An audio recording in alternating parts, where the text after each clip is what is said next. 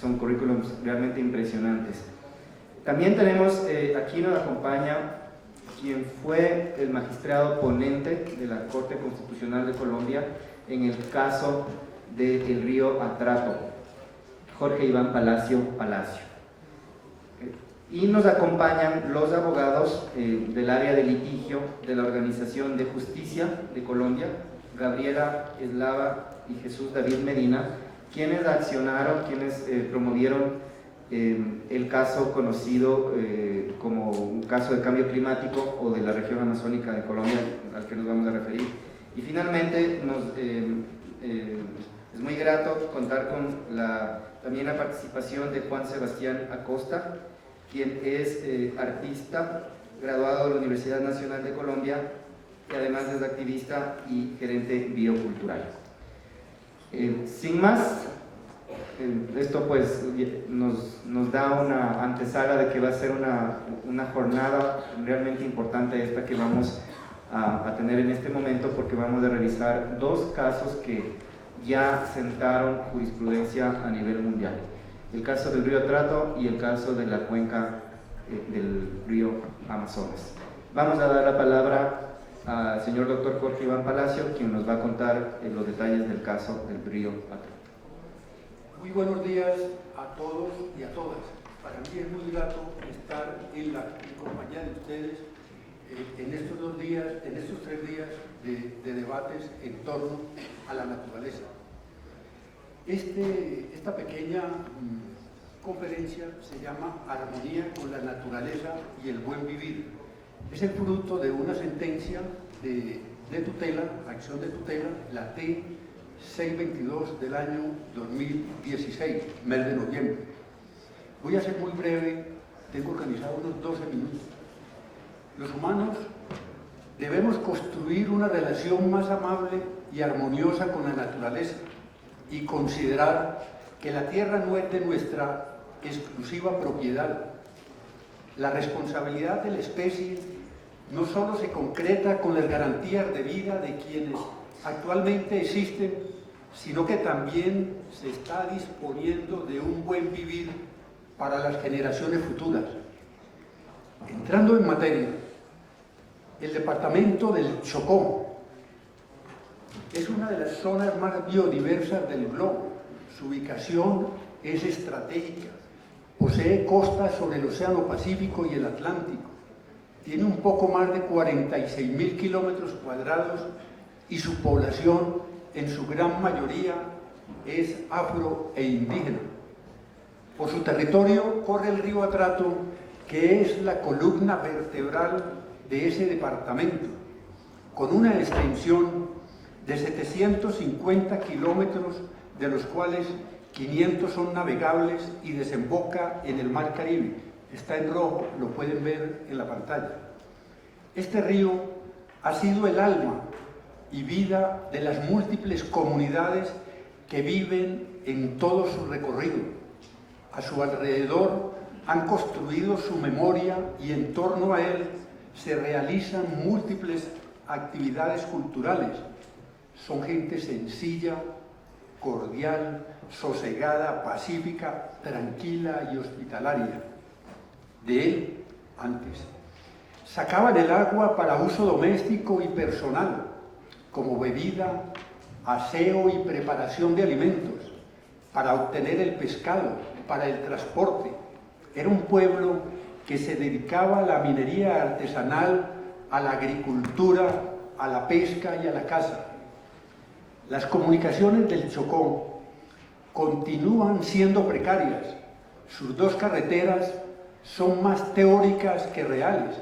Así las describía el Nobel de Literatura Gabriel García Márquez en unas crónicas que escribió para el periódico de Bogotá El Espectador en el mes de septiembre de 1954, y hoy continúan siendo iguales.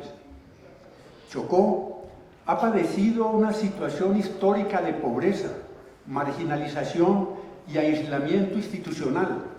En contraste, es una región con bastante riqueza hídrica, vegetal y minera. Desde los años 90 se ha sumado un problema más a esa región: el de la minería ilegal, llegó con mucho furor. Han arribado a esas tierras aventureros ávidos de oro. De otro lado, los grupos armados al margen de la ley se aprovechan de la situación para sacar grandes dividendos. Ello ha generado en su población odio, muerte, desplazamiento y miseria. Salen del Chocó clandestinamente cerca de 60 toneladas de oro anualmente sin pagar un solo centavo al erario público. El departamento del Chocó ha venido siendo objeto de deforestación de sus selvas, con un impresionante daño ecológico, cambio de curso de ríos. Varios de ellos se han vuelto ciénagas y impidiéndose la navegación en muchos tramos. Además, el agua está contaminada con mercurio, con cianuro y con residuos de combustibles, por lo que no es apta para el consumo. La pesca ha decaído notablemente, perdiéndose para los moradores de las riberas de las entradas económicas con que contaban. El color de las aguas ya no es el mismo, el paisaje se ha degradado, ha crecido la prostitución, el alcoholismo, las familias se han ido desintegrando, la violencia se ha incrementado, llevando la peor parte, la población infantil, la indígena y la afrodescendiente. La pregunta que se puede hacer cualquier ciudadano ante tanto abandono de esa región y del aumento día a día del saqueo de sus inmensas riquezas naturales por distintas organizaciones al margen de la ley, dada la actitud pasiva y negligente de innumerables entidades públicas, es saber qué ha pasado con ellas, toda vez que eran las obligadas a combatir con rigor y dar respuesta a un problema de tanta magnitud. Para buscar solución a ese interrogante, se interpuso la tutela por el Centro de Estudios para la Justicia Social, Tierra Digna, quien actuó en representación de múltiples organizaciones sociales que viven en las riberas del río Atrato y sus afluentes. Esta pretendía que se protegieran los derechos fundamentales como el de la vida, la salud, el agua, la seguridad alimentaria, el medio ambiente sano, la cultura y el territorio de las comunidades étnicas. Para facilitar la comprensión y en este breve tiempo de esa sentencia, abordaré algunos aspectos fundamentales. 1. Estado social de derecho. Uno de los objetivos del Estado social de derecho es el de combatir las penurias económicas o sociales de diversos sectores de la población. Colombia se haya organizado en forma de república unitaria, descentralizada, con autonomía de sus entidades territoriales, democrática, participativa y pluralista, fundada en el respeto de la dignidad humana, en el trabajo, en la solidaridad de las personas y en la prevalencia del interés general. En nuestro Estado social de derecho, el individuo es el sujeto, la razón y el fin último del poder político y de todo el ordenamiento constitucional. Para este, no basta solamente que la persona exista, es necesario que se desenvuelva en un marco de condiciones materiales, culturales y espirituales que dignifiquen esa existencia. 2. Derechos bioculturales. La Constitución colombiana de 1991 tiene como uno de sus pilares la protección del medio ambiente. Ello comprende el agua y sus fuentes naturales. El medio ambiente ha adquirido en la Carta Política colombiana un carácter objetivo social. La Corte elevó a rango constitucional el derecho a un ecosistema sano, siendo este patrimonio común de la humanidad y su protección debe asegurar la supervivencia de las naciones. Su preservación debe procurarse no solo a través de acciones del Ejecutivo, sino en concurrencia de todas las ramas del poder público, los distintos entes territoriales, la industria y la sociedad en general, esto es, todo el Estado. Colombia cuenta con bosques naturales y páramos que son verdaderas fábricas de agua.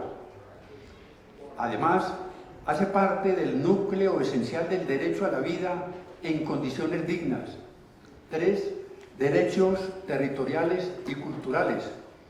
Los pueblos indígenas y afrocolombianos tienen un concepto del territorio y de la naturaleza que resulta ajeno a los cánones jurídicos de la llamada cultura occidental. Para los chocoanos, el territorio y la naturaleza son inherentes a su existencia y supervivencia desde el punto de vista religioso, cultural, social y económico.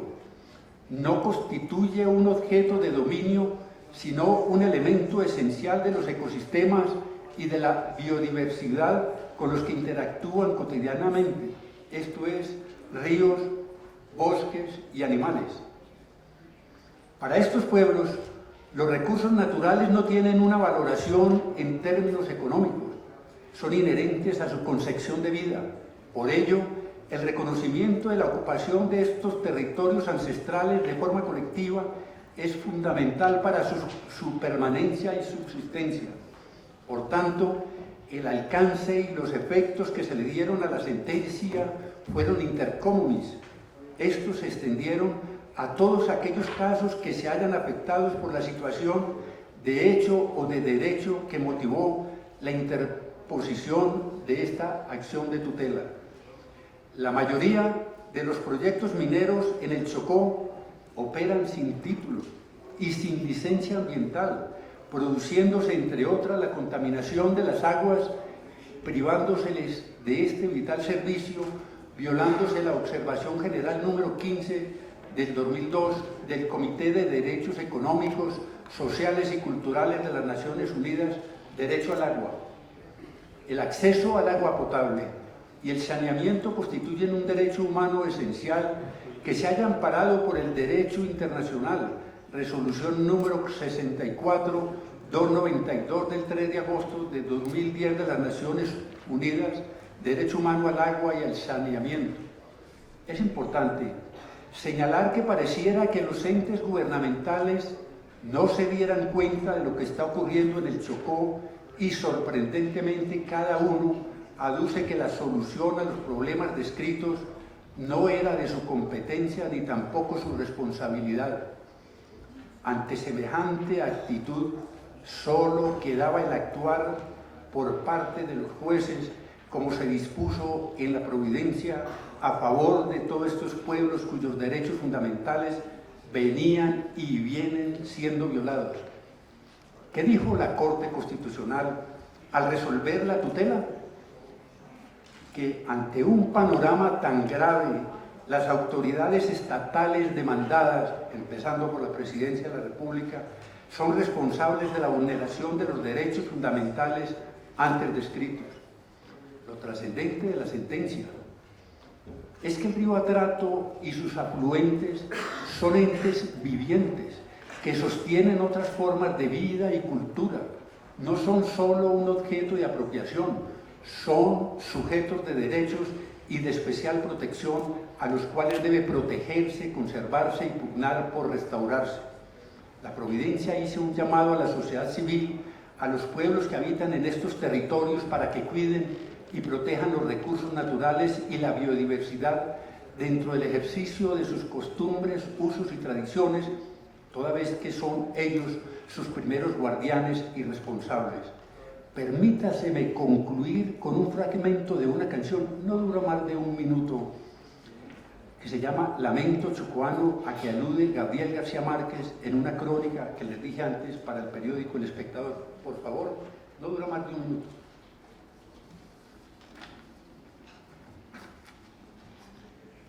¿Qué pasó?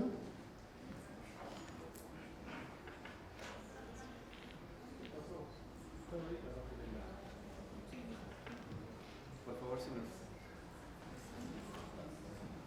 ¿El sonido? Ay, sí.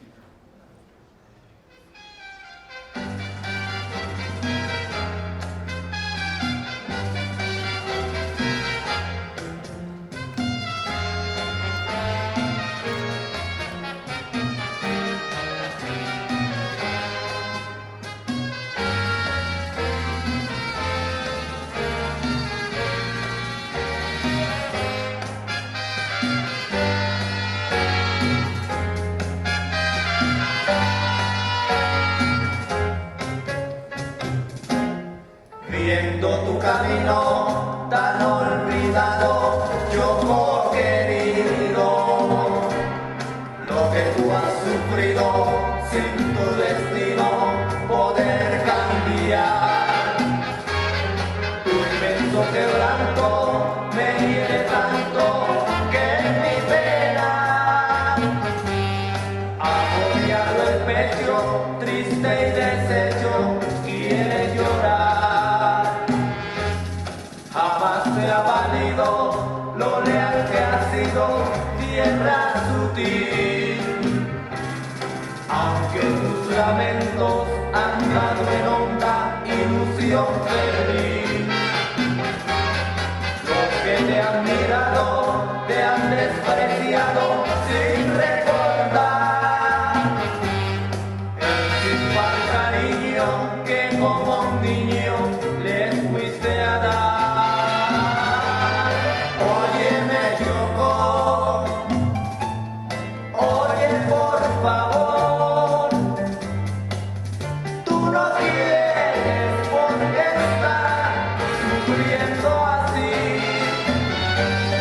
La resignación de tu corazón se agotará y el día llegará de tu redención.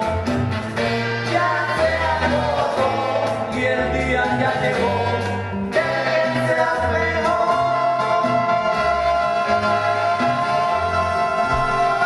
Un abrazo fraternal para todos ustedes.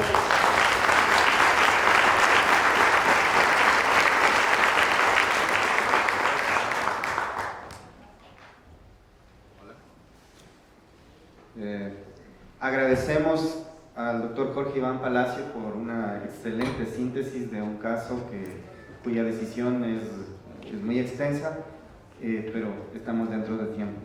Muchas gracias, doctor Jorge Iván. Damos la palabra al señor magistrado de la Corte Suprema de Justicia de Colombia.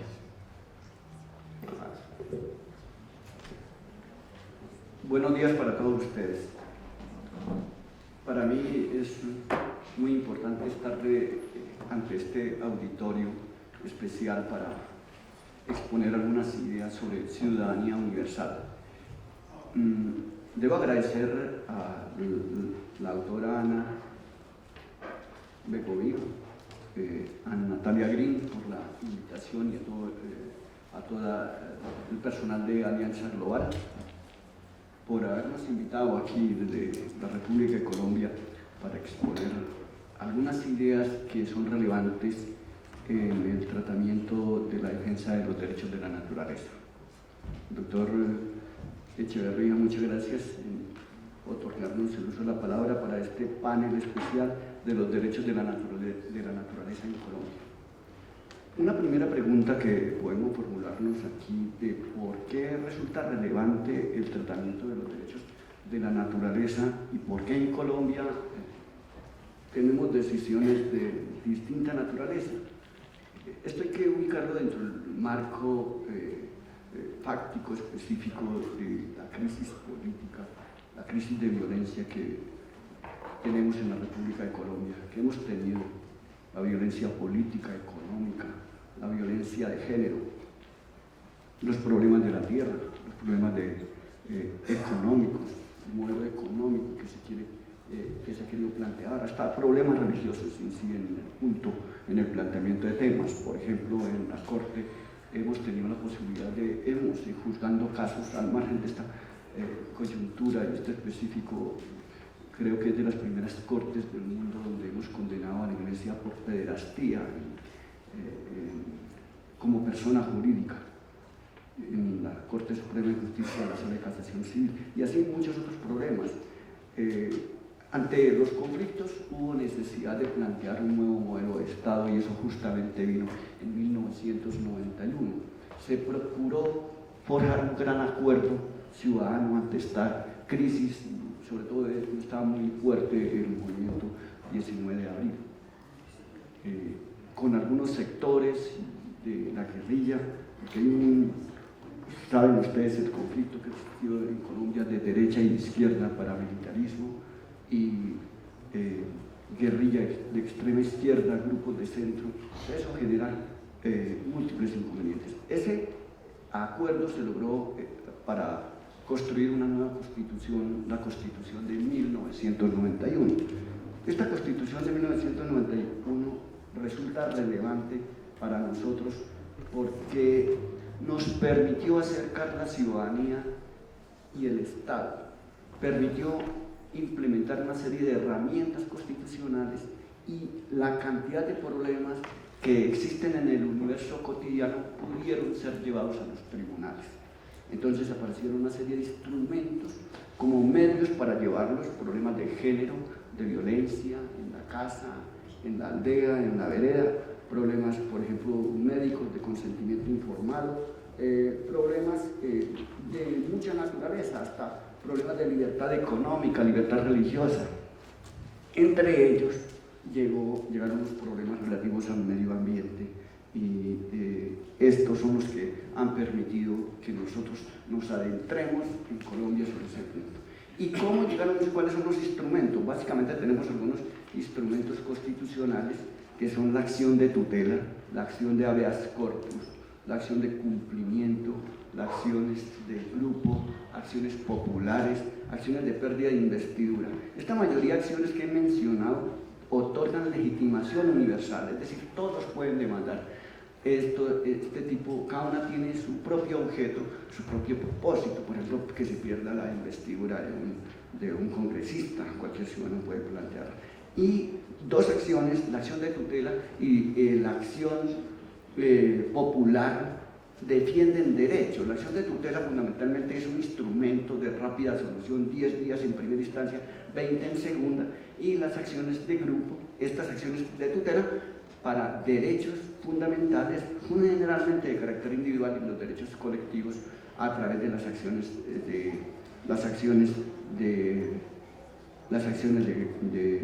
grupo. Bien, a través de la acción de tutela, las dos acciones han presentado problemas de que se debaten. A través de una tutela llegó justamente el problema de la Amazonía. También nos han llegado muchos problemas de medio ambiente, problemas de contaminación, por ejemplo, el río Fonce, una zona turística, problemas de las costas, nos han llegado problemas de la etnia Wayuu, problemas distintos, son múltiples. En la Corte de que formo parte, anualmente fallamos 23.000 a 24.000 casos de tutela de esta naturaleza, desde cómo llega peinado un niño al colegio, la libertad en la escuela, en fin, el trato de la profesora, las calificaciones, en fin. Se resuelve en 10 días, y este caso también llegó a través de ese mecanismo. Es importante para que complementen el caso porque se encuentran aquí los actores de la tutela. Llegó uno de ellos, la Amazonía fue propuesto ante la deforestación enorme de ese pulmón del mundo, se propuso esa acción, y varios demandantes, un grupo de demandantes entre 7 a 25 años están planteando la acción. Esta acción permitió tocar varios problemas jurídicos. Sí, el primer problema jurídico que yo encuentro aquí, unos problemas de naturaleza procesal. ¿Cuál es la pertinencia del instrumento para defender el medio ambiente? Y consideramos que tanto la tutela como las acciones populares permiten defender el asunto. Como somos un cuerpo colegiado, para sacar una sentencia hay que tener la mayoría absoluta, pues si no salía adelante la sentencia, pues hubo necesidad de debatir el punto, y uno de los puntos que trae la sentencia, que debe estar colgada en internet, es justamente la pertinencia de la acción. Consideramos que sí era importante porque iba a defender el medio ambiente como derecho fundamental. Un primer problema jurídico que abordamos, sí, ya de naturaleza sustancial, el primero, si era viable o no el instrumento. El otro aspecto que nosotros planteamos allí es en el fondo, para resolver este litigio y otros que hemos tenido, yo fui ponente de una tutela, un habeas corpus. Creo que el habeas corpus no es pertinente para defender el medio ambiente, porque es una acción de la libertad, para los abogados entenderán. Yo tuve una acción de habeas corpus y utilicé el modelo que tenía en el habeas corpus para exponerlo aquí también en sede de tutela. O sea, el segundo problema primer problema era si era derecho fundamental o no la protección del medio ambiente o derecho constitucional, si a una persona individualmente o un grupo pueden proponerlo. Nosotros queremos que una persona o un grupo, y con legitimación universal, es decir, un ciudadano de acá, si se siente afectado de Quito, podría pedir la protección de la Amazonía o pedir de la Sierra Nevada, porque esto está afectando todo lo que significa el cambio climático. Entonces, la legitimación universal. Pero, volviendo al punto del modelo, el segundo aspecto central del modelo, planteando el modelo del tránsito de un sistema eminentemente antropocéntrico a un modelo ecocéntrico antrópico de una relación dinámica entre hombre y naturaleza. Ese es el segundo problema que tenemos. Esto tiene unos supuestos básicos: el orden público ecológico nacional y mundial. Necesita también como supuesto que haya una democracia ambiental, un Estado de Derecho ambiental como supuesto básico, ¿sí? Por supuesto que como el derecho oficial no puede, el derecho alternativo, como se planteaba aquí, es un importante mecanismo de movilización y de protección de los derechos, pero somos jueces de la República, tenemos acá que acudir al corpus juris. Entonces, que para este modelo hay que utilizar el corpus juris internacional, todo lo que la Declaración de Estocolmo, las conferencias de la Tierra, todos esos unos instrumentos centrales que tenemos allí, unos instrumentos que tenemos, como por ejemplo la Carta Mundial de la Naturaleza del 82, la Conferencia de las Naciones Unidas, la Convención Marco de las Naciones Unidas sobre Cambio Climático del 92, el Protocolo de Kioto, la Convención de Río +20 del 2012, para los 20 años, que ustedes saben, el Acuerdo de París de 2015. El Acuerdo de París de 2015 lo cito porque para nuestro caso resultaba pertinente, porque la acción se presenta precisamente, Colombia se adhirió al Acuerdo de París 2015, ¿sí? Y además expidió una ley interna, ¿sí? Adhiriéndose expresamente, tuvo control de constitucionalidad de esta ley, ¿sí? al Acuerdo de París. Bueno, aquí que paralelamente dentro del modelo hay que tener en cuenta los principios, o sea, si no tenemos norma interna podemos acudir a los principios. Y por ejemplo, un instrumento que, frente a la doctora que preguntaba del Perú, que me parece, si no tenemos elementos internos vamos a acudir al control convencional, a la Convención Americana, que hay el artículo 8º, todo ciudadano tiene acceso para la protección de los derechos en un plazo razonable. Entonces tenemos que otear dentro del marco jurídico cómo utilizamos el corpus juris para plantear nuestras acciones. El otro punto central que nos permitió esa acción de los jóvenes fue el problema del concepto de sujeto de derecho. El concepto de sujeto de derecho es central. En la familia del siglo, nuestra familia romano-canónica, nos ofrece una respuesta adecuada y tenemos que darle personería individual y no en forma abstracta a los elementos que integran la naturaleza, porque esto tiene una relevancia central en cuanto que permite que la naturaleza misma intervenga como actor y nosotros somos los guardadores de la naturaleza. Es decir, es sujeto de derecho, tiene capacidad para intervenir, capacidad para ser parte en el proceso. No tiene capacidad procesal, como me entienden, desde el ámbito del proceso de los abogados, pero sí puede ir. ¿Y quiénes son los representantes? Los representantes es la ciudadanía, somos nosotros los distintos sujetos de derecho. En nuestra Constitución, por ejemplo, encontramos una norma pertinente que es económica en nuestra Constitución. Allá en los artículos 8, 79 y 95 se dice que todas las personas deben proteger los recursos naturales y culturales del país y velar por la protección del medio ambiente. Se impone la guardianía, el ejercicio de la protección por parte de todas las autoridades. Entonces, por supuesto, que por ejemplo en la sentencia del doctor, que fue ponente, el doctor Jorge Iván, allí se nombra unos guardadores, pues con legítimo fundamento en la Constitución, porque todos nosotros tenemos una obligación. Sujeto de derecho que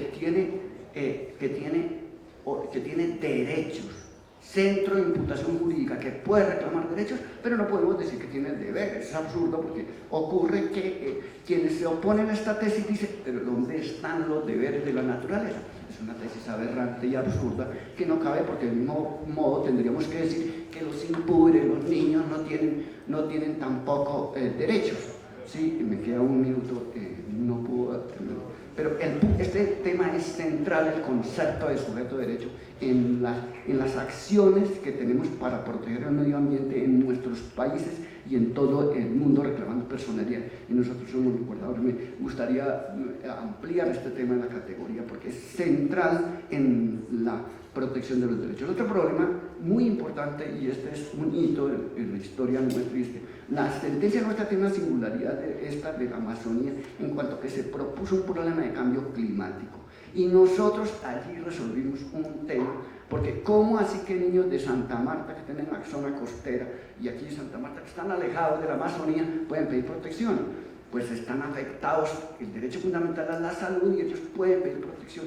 Y la alteración, todos esos fenómenos de deforestación, de narcotráfico, de extracción, afecta y modifica, y eso, pues naturalmente dio lugar. 30 segundos para concluir el tema. Entonces allí pudimos abordar el tema de justicia climática y ustedes se encuentran en la sentencia que allí nosotros planteamos un PIBAC, Pacto Intergeneracional por la Vida de la Amazonía Colombiana. Como eran niños y van a tener su vejez hacia los 70, 2040, 2050, teníamos que prever que ellos tienen derechos fundamentales. Y otro punto que abordamos son los derechos fundamentales de las futuras generaciones o los derechos fundamentales intergeneracionales directamente ahí en la tutela. El otro aspecto, que hay otros aspectos que queríamos tocar, pero yo quiero, se agotó el tiempo, les quiero agradecer que nos hayan invitado acá en nombre de la República de Colombia, de los jueces de Colombia.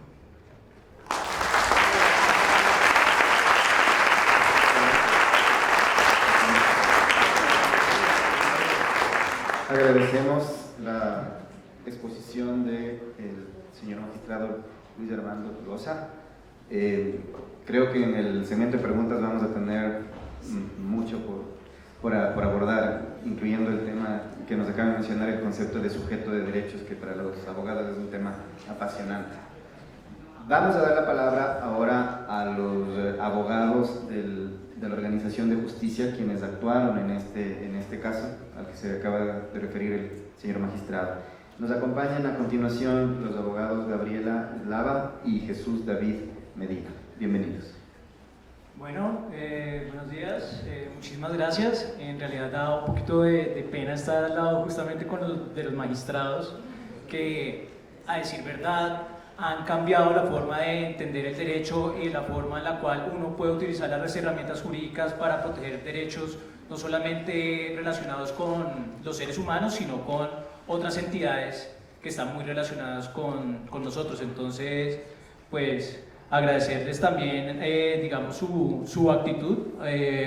Un panelista resaltaba anteriormente que también se debe, digamos, agradecer a que algunos jueces son activistas en ciertos campos, entonces eso hay que resaltarlo. Y pues bueno, agradecerles también la invitación a ustedes.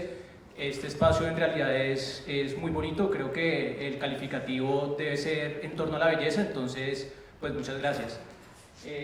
Bueno, pues básicamente nosotros vamos a explicar de qué se trató esta tutela que viene hablada del magistrado de la Corte Suprema, en la cual 25 niños, niñas y jóvenes de distintas partes del país decidimos demandar al Estado para que cumpla sus obligaciones medioambientales y que posteriormente llevaron a la Amazonía como sujeto de derechos. Entonces básicamente tenemos dos objetivos. El primero es explicar el contenido y el proceso que efectivamente llevó a la formulación de esta acción legal, que en este caso es una tutela, y en segunda instancia reflexionar acerca de los argumentos que posteriormente le brindaron al juez las herramientas para declarar a la Amazonía sujeto de derechos. Entonces, la presentación básicamente tiene 8 puntos, yo voy a tratar los primeros 4, mi compañera Gabriela va a tratar los siguientes 4.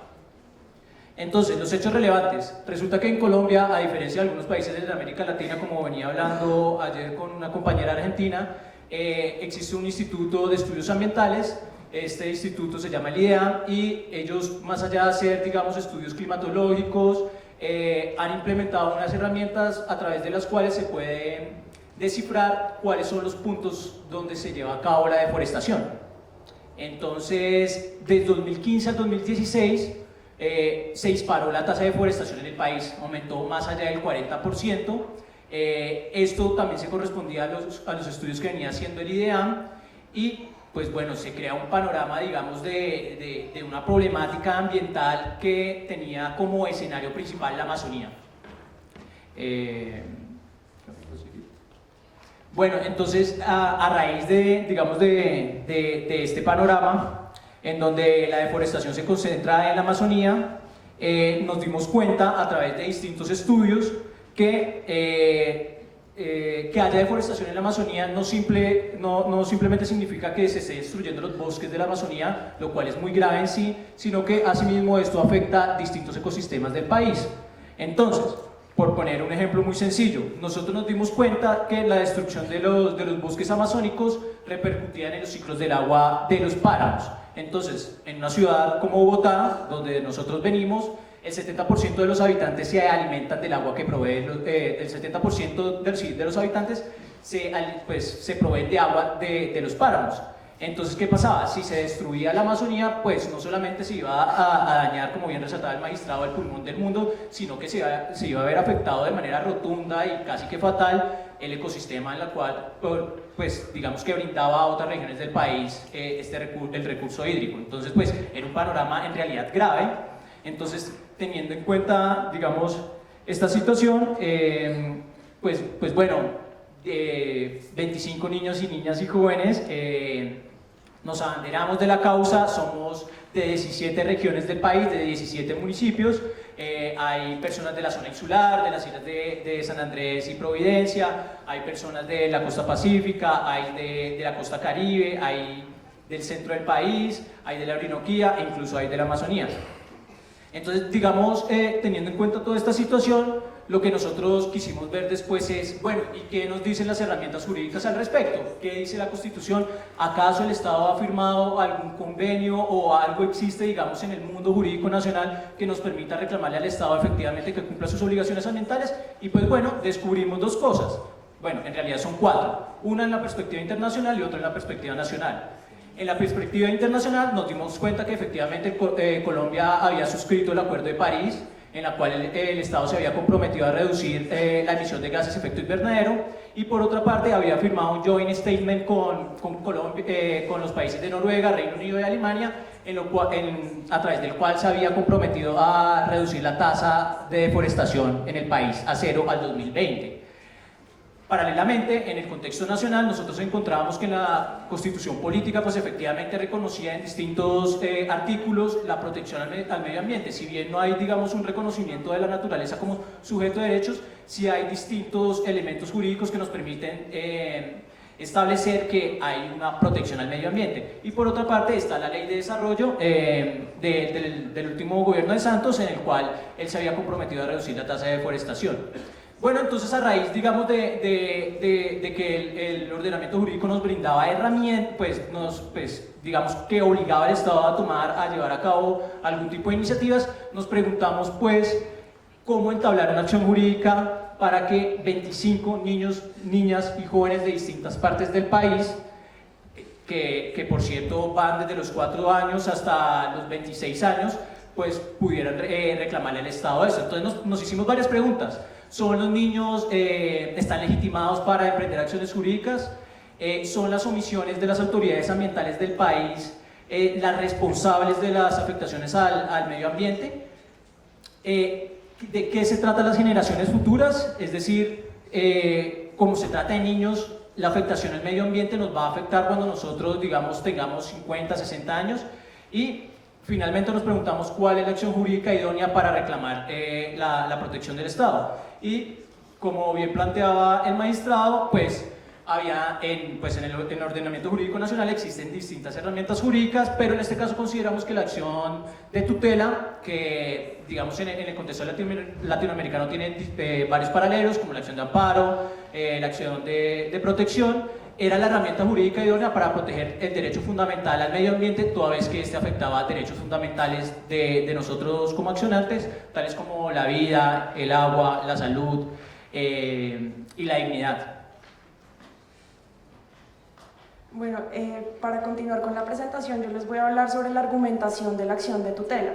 Nosotros usamos primero los recursos que teníamos. En la Constitución colombiana no está reconocida la naturaleza como entidad sujeto de derechos, pero eso no fue un impedimento para que se tomara la decisión que se tomó. Primero usamos la información científica con la que contábamos. Muchas universidades habían hablado sobre la conexión que hay entre la Amazonía y la región andina, sobre los efectos que va a sufrir cada una de nuestras ciudades de darse el cambio climático, los cambios en temperatura, en precipitaciones. Individualizamos las amenazas que viviría cada uno de estos 25 demandantes. Después hicimos una interpretación lógica, y es decir, ahora acabamos de pasar un proceso de paz. Colombia acaba de terminar un conflicto armado de más de 50 años. El siguiente paso que tenemos que dar es lograr la paz con la naturaleza.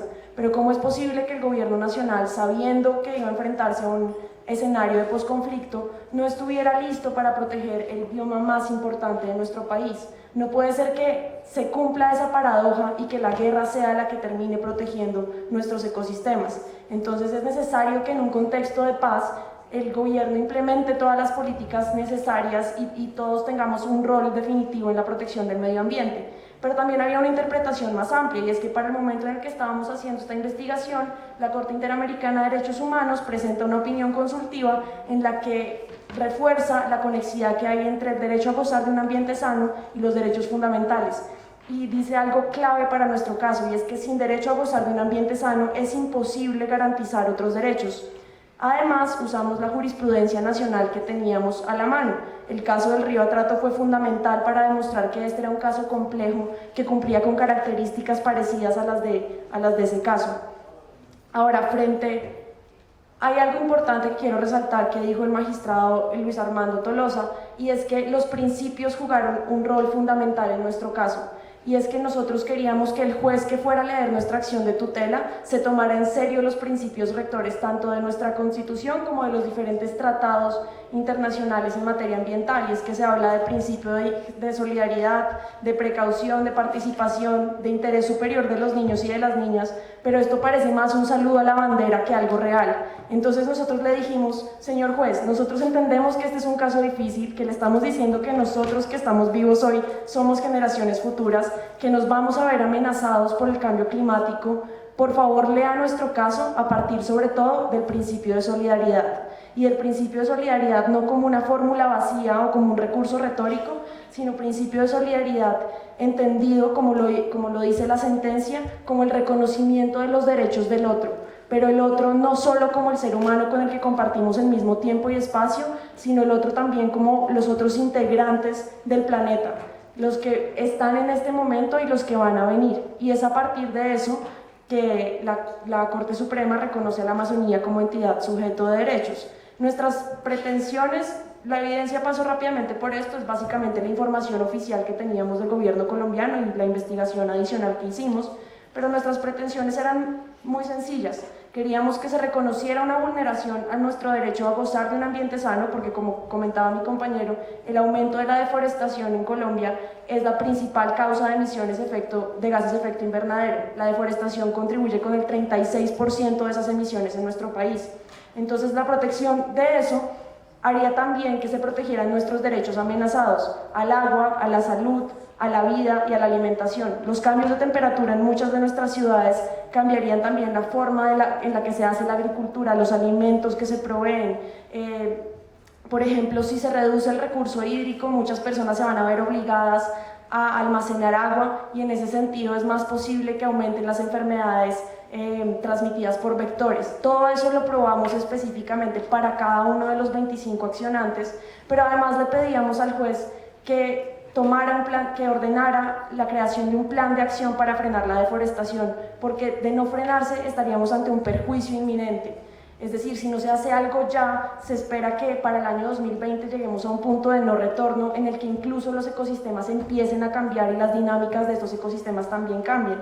Y creemos que en esta decisión la Corte Suprema de Justicia subió la vara, es decir, no solo concedió lo que le pedíamos, sino que fue mucho más estricta. Nosotros queríamos que se hiciera un acuerdo intergeneracional y la Corte dice no, tiene que ser un pacto, es decir, algo más vinculante. En este momento, no voy a repetir lo que ya mencionaron sobre la sentencia, pero quiero hablarles de cómo va la implementación de estas órdenes, de un plan de acción para reducir la deforestación, de la creación de un instrumento que no tiene antecedentes en el mundo, como es un pacto intergeneracional por la vida del Amazonas colombiano. Y es que esto ha supuesto muchos retos, sobre todo para el gobierno, retos en temas de articulación entre las diferentes entidades que lo conforman. Fue una sorpresa para nosotros ver que, por ejemplo, el Ministerio de Ambiente y el Ministerio de Agricultura nunca se habían sentado juntos a definir qué tipo de ordenamiento territorial debe darse en zonas como la Amazonía, que no puede ser el mismo como el de una región llanera o el de la zona andina. Otro reto importante en la implementación de esta sentencia fue el contenido del concepto de la Amazonía como sujetos de derechos. Para nosotros fue muy importante habernos reunido con las comunidades indígenas que la habitan, que en cierto modo dijeron gracias porque ahora el resto del país se da cuenta que lo que ocurre acá no nos afecta solo a quienes vivimos en el sur de Colombia, sino que afecta a todo el país. Pero además decían, ustedes por fin, los hombres blancos y occidentales, están entendiendo lo que es para nosotros la Amazonía, y les tocó hacer toda esta vuelta y hacer un litigio y declararla sujeto de derechos para que por fin entiendan lo que nosotros hemos entendido históricamente. Otro de los retos es cómo lograr la participación de todos los interesados. Algo que pasa con los jóvenes es muy similar a lo que ocurre con las comunidades étnicas y las comunidades campesinas en nuestro país, y es que a veces su voz se descarta en la medida en que no tienen un conocimiento técnico como el que sí tiene el gobierno. Entonces esto ha servido mucho también para que los jóvenes, sobre todo que viven en la Amazonía, se empoderen de la importancia de la región en la que habitan y lo importante que es dimensionar el problema desde todo el país. Y ese es nuestro caso. Muchas gracias.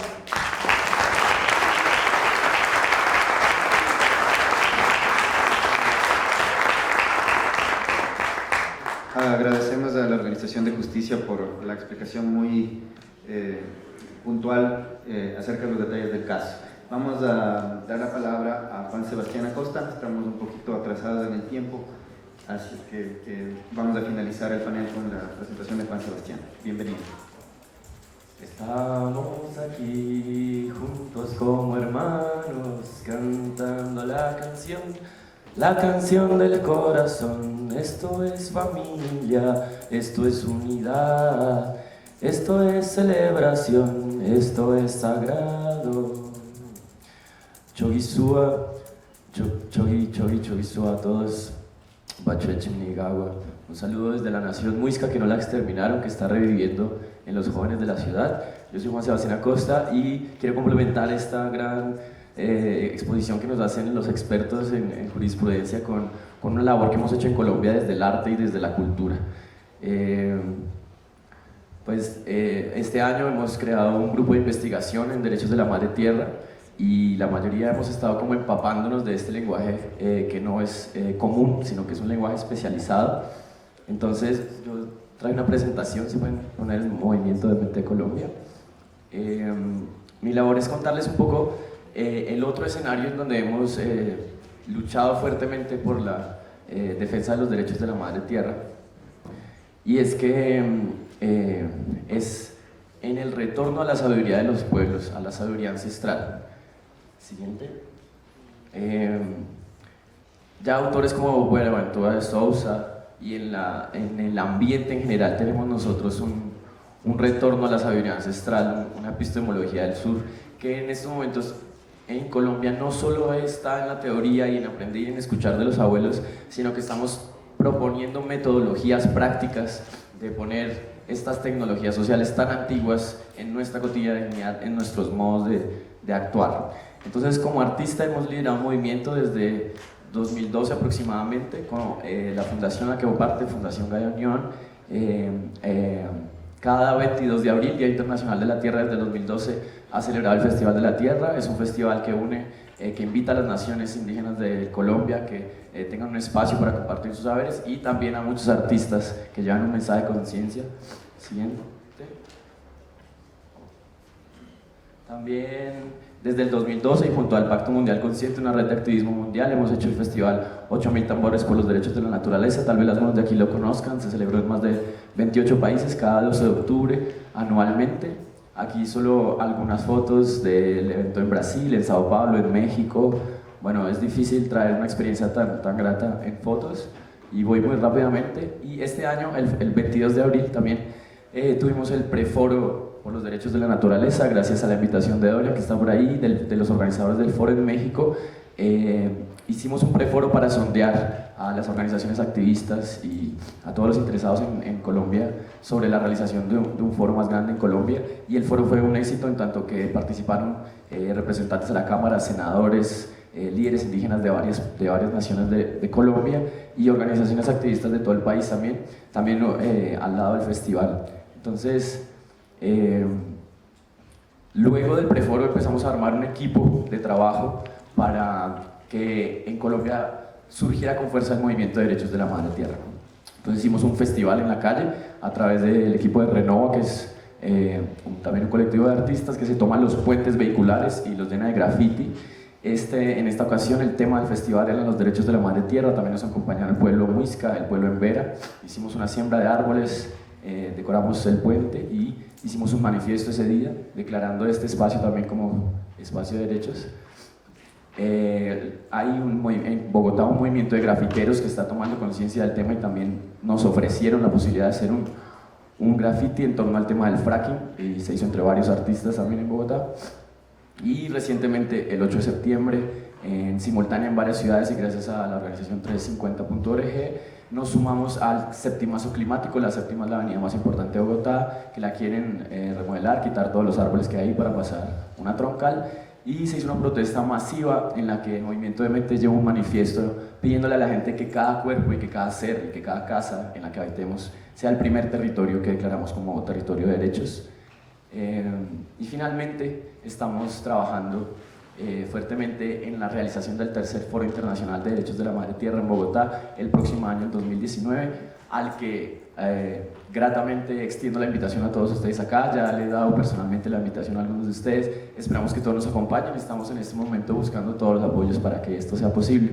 Yo quiero anotar que esta serie de eventos o este movimiento cultural tiene que ver con una situación en Colombia muy difícil a nivel político y a nivel social. Es decir, la pobreza, la corrupción y toda esta crisis civilizatoria que todos ya tenemos clara en Colombia es muy cruda, y a pesar de las sentencias y de las leyes y una viabilidad jurídica amplia, una constitución bastante avanzada, muy ecológica y un montón de sentencias que son muchísimas, estas leyes tienen dificultades para la implementación y para la fiscalización, el seguimiento y el cumplimiento, y hay cifras trágicas como que este año ya van más de 300 líderes sociales asesinados, de los cuales casi la mitad son líderes ambientalistas, la cuarta parte son líderes indígenas.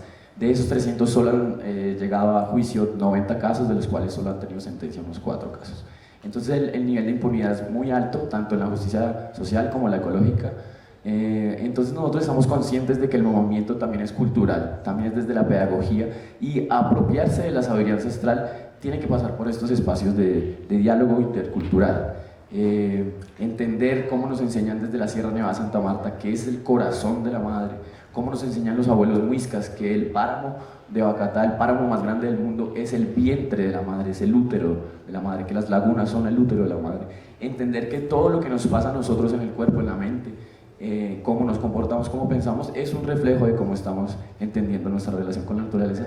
Esa apropiación cultural o ese diálogo intercultural, ese acuerdo que hay que hacer, es un hecho que no está en los tribunales, que no está en la academia, sino que está en las calles, está en las escuelas, está en las malocas, en los espacios de pensamiento, en la cotidianidad. Entonces nosotros estamos juntando un buen número de artistas y de todo tipo ahí, de todas las profesiones, para que esto sea también un movimiento cultural y no solo un paradigma jurisprudencial.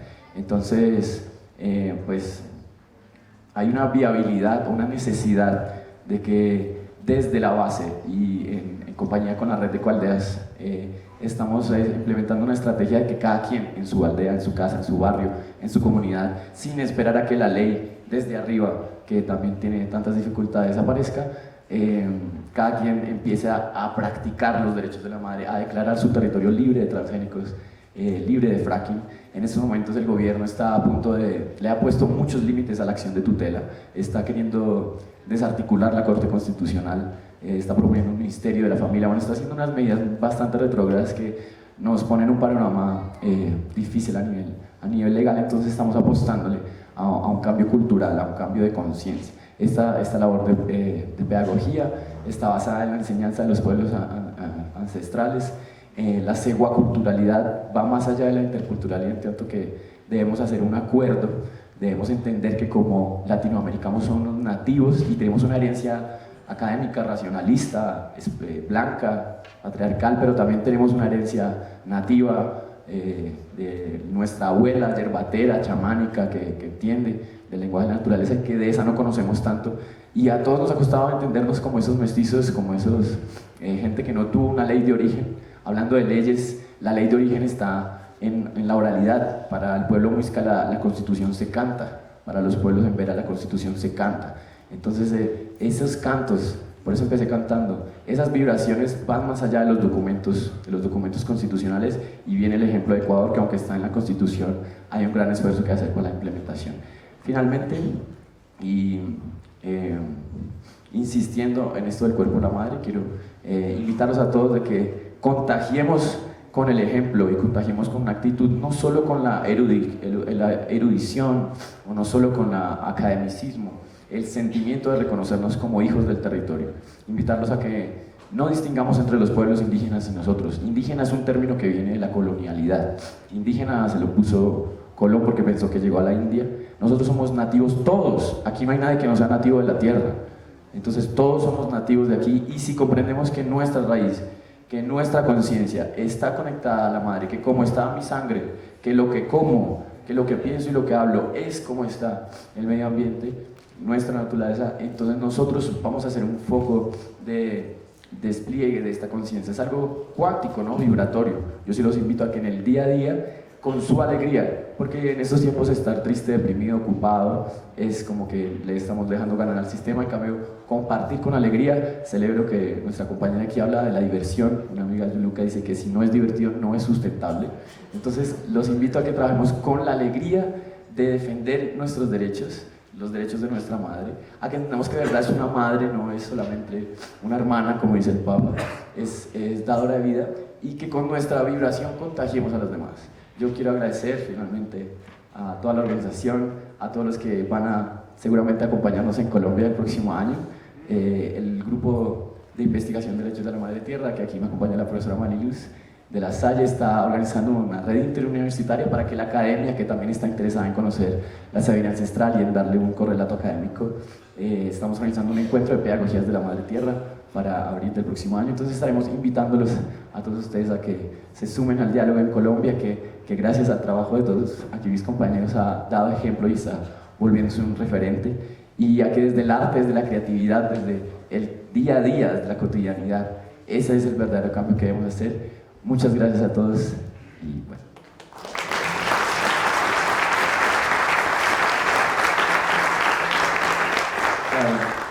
Agradecemos mucho a Juan Sebastián y le deseamos éxitos con la organización del Foro Internacional, que va ya para su tercera edición. Interesante. Antes de dar paso a las preguntas, se va a realizar un reconocimiento a la niñez por su compromiso de respeto a la naturaleza, y este pequeño reconocimiento está a cargo de la Organización de Justicia. Por favor. Voy a tratar de ser breve, pero este es un reconocimiento a 4 niños y niñas por su dedicación y amor a la naturaleza, desde los Guardianes de la Tierra en Colombia, que en esta ocasión tenemos el honor de representar a los próximos Guardianes de la Tierra en Ecuador. Son niños que tienen sus dibujos pegados bajando las escaleras, y ahorita me imagino que los invitaremos a que vean estos dibujos maravillosos de lo que ellos entienden por protección de la naturaleza, y es en el marco pues de este simposio de los 10 años, porque ellos son los que van a proteger la naturaleza cuando nosotros ya no estemos. Entonces, por favor, le pido a Nicolás Gómez que pase.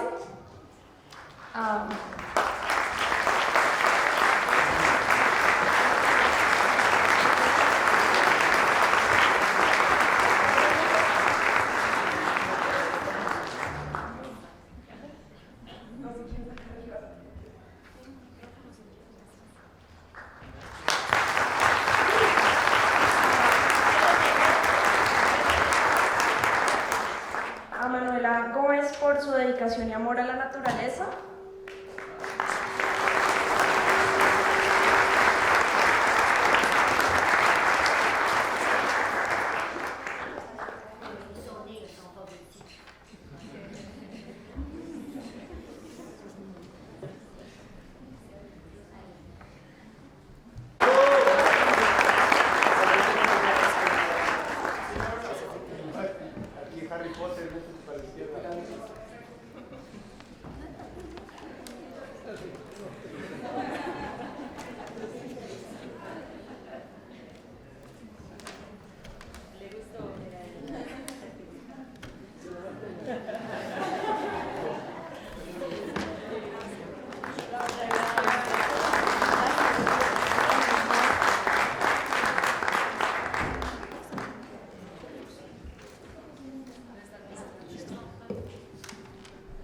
Yo antes de nada, solamente para terminar este punto, quería agradecer a Agustín y a los chicos del liceo, de Terranova, de los colegios que apoyaron para hacer las pinturas. Creo que es fundamental involucrar a la juventud, aunque se coman los diplomas. Agustín ha identificado y ha trabajado por mucho tiempo con estos jóvenes, ayudando no solamente con los dibujos, sino con el tema de reciclaje, con muchísimas campañas de educación ambiental, y han sobresalido por su trabajo ambiental. Entonces me parece súper simbólico que los jóvenes de Colombia, que han logrado hacer un caso tan lindo como el de Amazonas, pasen a posta a los niños y jóvenes de Ecuador, porque son nuestro futuro y nuestra inspiración. Así que muchas gracias, Agustín, gracias a los chicos por estar aquí, gracias amigos colombianos por pasar la posta y por la importante tarea que hacen en Colombia.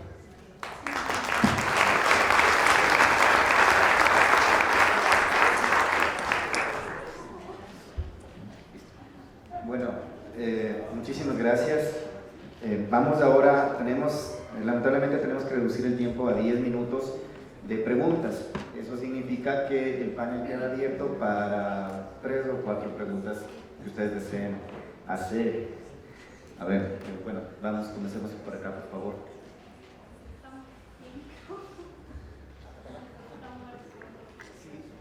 Quisiera hacer una pregunta al señor magistrado de Colombia. Referente a es bueno recibir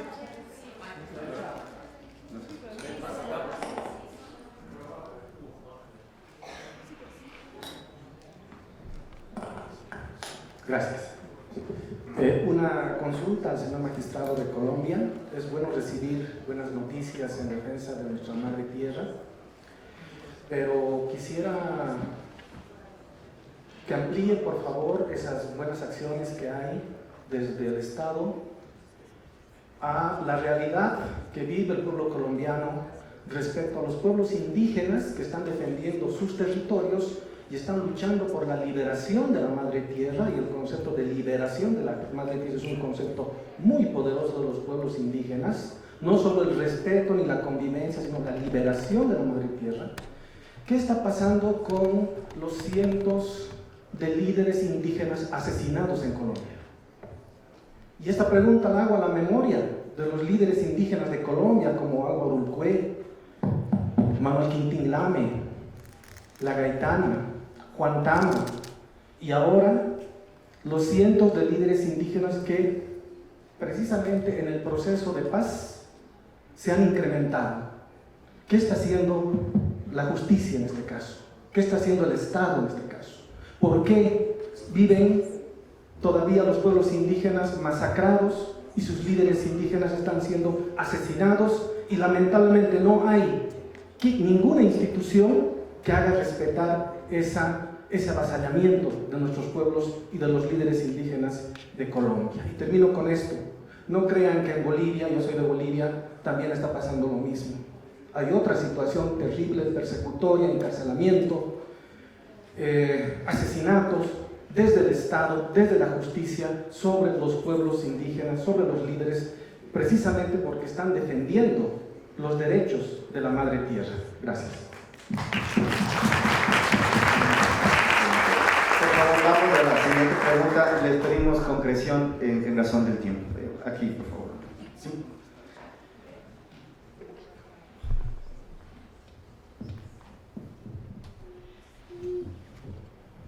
Buenos días a todos, señor presidente. Quería empezar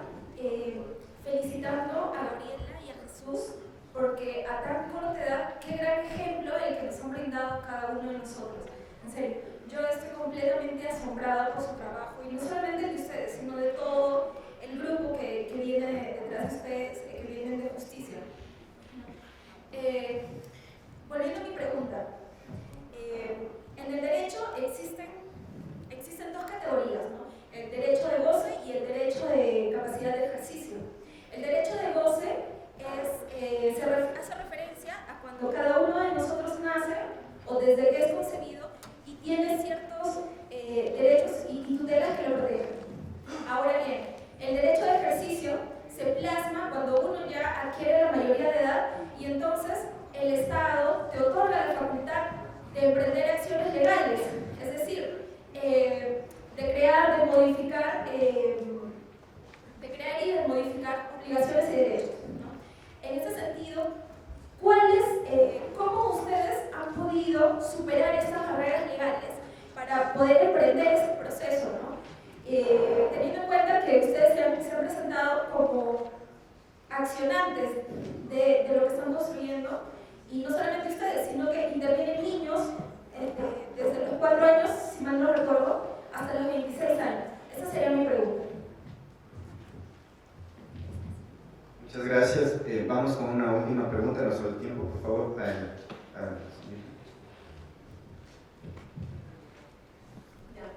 Sí, muchas gracias. De Perú. En Perú no se ha reconocido a la naturaleza como sujeto de derecho, ¿no? Pero se están haciendo algunas acciones por algunas organizaciones sociales, comunidades campesinas. Por ejemplo, una demanda, hace poco presentamos una demanda con las comunidades campesinas aledañas al río Marañón. Son comunidades que se encuentran muy alejadas, y la demanda se ha presentado con el apoyo de nuestra organización, que es RI International, ¿no? Es una acción que recién fue presentada. Existen este tipo de iniciativas, pero sentimos que hay como una resistencia por parte del ordenamiento jurídico para intentar acoger este tipo de iniciativas. Yo quería preguntarles a los compañeros de justicia, ¿qué otras acciones más se realizó aparte del proceso judicial? Que obviamente va a tener su curso, tiene el tiempo, y como les comento, en Perú existe como una resistencia de poder acoger este tipo de iniciativas. Entonces, ¿qué otras acciones más que quizá muchas veces no se logra visibilizar, que es la sentencia al final de todo este camino que se sigue, se realizaron? ¿Qué otras estrategias? Pensándonos en una estrategia de litigio estratégico, ¿no? Esas otras acciones más se realizaron.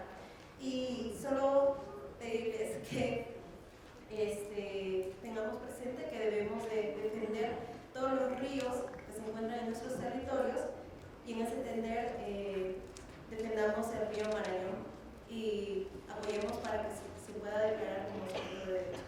Gracias. Muchas gracias. Pasamos ahora entonces a las respuestas del panel. De una forma muy breve me referiré a lo que concierne al río Atrato, que no es solamente el río Atrato, sino todos los ríos de Colombia están en la misma situación, gran parte, o Ecuador, Perú, Brasil, Venezuela, Bolivia, África, completo. Es el mismo problema de los estados que no han tenido un compromiso, unas políticas públicas claras para defender su entorno, defender la naturaleza, defender la vida, no solamente de los animales humanos, sino de todas las otras especies, incluidas las vegetales. El río Atrato, como lo dije, recorre 750 kilómetros contaminado desde su nacimiento. Lo digo públicamente, hay multinacionales canadienses vertiendo cianuro y mercurio al río por el oro. Hay una corrupción impresionante. El Golfo de Urabá, donde desemboca el río Atrato, está contaminado. La gente de Quibdó, que es la capital del Chocó, de unos 115, 120 mil habitantes, ya no pueden consumir pescado, no pueden consumir agua, porque no hay agua potable en esas entidades. Y con relación a los líderes sociales, es lamentable y me uno a esa protesta. Lo que ha dicho el ministro, que es de un gobierno que recién se posesiona, que muchos, en la mayoría de los casos, son líos de faldas, como si eso fuera el verdadero problema que tiene el país. Líderes sociales, defensoras de los derechos de género, mujeres violentadas, a raíz del conflicto armado.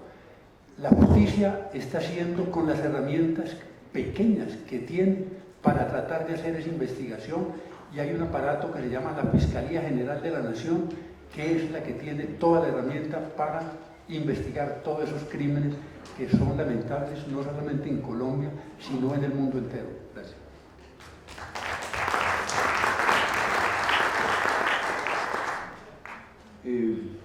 Es lamentable la situación que denuncia Bolivia, y realmente la población indígena en Colombia fundamentalmente ha sufrido el conflicto, porque se ha encontrado, sobre todo en la época Mojuer, que estamos en un proceso de transición. Sin embargo está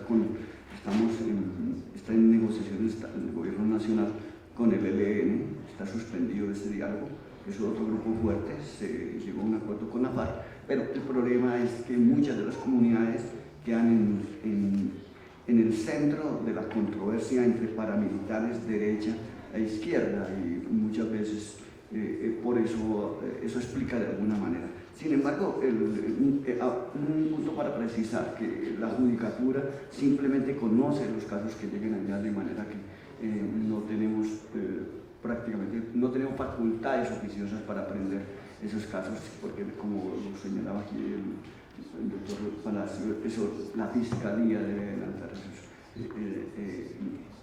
este tipo de investigaciones, y una vez se conozca, haya un elemento fiable, se presenta una inferencia al juez. Se han creado unos tribunales de transición, por ejemplo, Justicia y Paz, y últimamente en la JEP, donde seguramente se van a poder buscar los responsables. Sin embargo, por ejemplo, el ordenamiento tiene el derecho propio, las etnias, ¿sí? Hay una protección muy fuerte de los tribunales a las tierras, a los resguardos indígenas. Respecto al punto de las acciones de ejercicio, es importante tener en cuenta que la acción alguna de las acciones, en el ordenamiento colombiano tenemos un tipo de acciones que las puede formular cualquier persona, sin ser abogado. Es decir, el tema de la legitimación procesal es un tema muy amplio, muy abierto, el de la tutela a cualquier persona. Eso explica, digamos, la acción que formularon, de manera que un niño directamente o inclusive ejerciendo agencia oficiosa en nombre de otra persona puede presentar acción de tutela. Este es un instrumento amplio de defensa, que por eso hablábamos de la legitimación universal, que es importante incluirlo en los códigos procesales o en las constituciones. Y otro aspecto, que hay acciones distintas a la propia tutela, que es el mecanismo que tenemos los ciudadanos en Colombia, todas las personas, 10 días en primera instancia, 20 en segunda, pero además hay otra serie de mecanismos, tanto constitucionales como en los distintos códigos procesales, que habilitan, ¿sí? Por ejemplo, acciones reparativas para pedir por la contaminación. Sí, aquí la víctima, la naturaleza, yo actúa como actor pidiendo la naturaleza. En fin, hay muchos mecanismos y hay que crearlos. Gracias. Bueno, muchas gracias por sus preguntas. Ya el magistrado respondió casi completa la de la legitimación de la causa, y este es un tema muy curioso porque, como el magistrado bien dice, cualquier persona en Colombia puede interponer una acción de tutela sin importar si es o no mayor de edad. Y nosotros teníamos tal vez miedo de que por ser menores de edad no fueran a estudiar de fondo nuestro caso. Entonces lo que hicimos es que los 12 accionantes, que son menores de edad, participaron con un poder que le otorgaron a sus padres como sus representantes. Pero la respuesta que nos da la Corte Suprema es: no necesitaban hacer eso, no tenían que acudir con un poder dado por sus padres, porque ustedes mismos podían hacerlo directamente. Entonces eso es de resaltar. Y ahora, sobre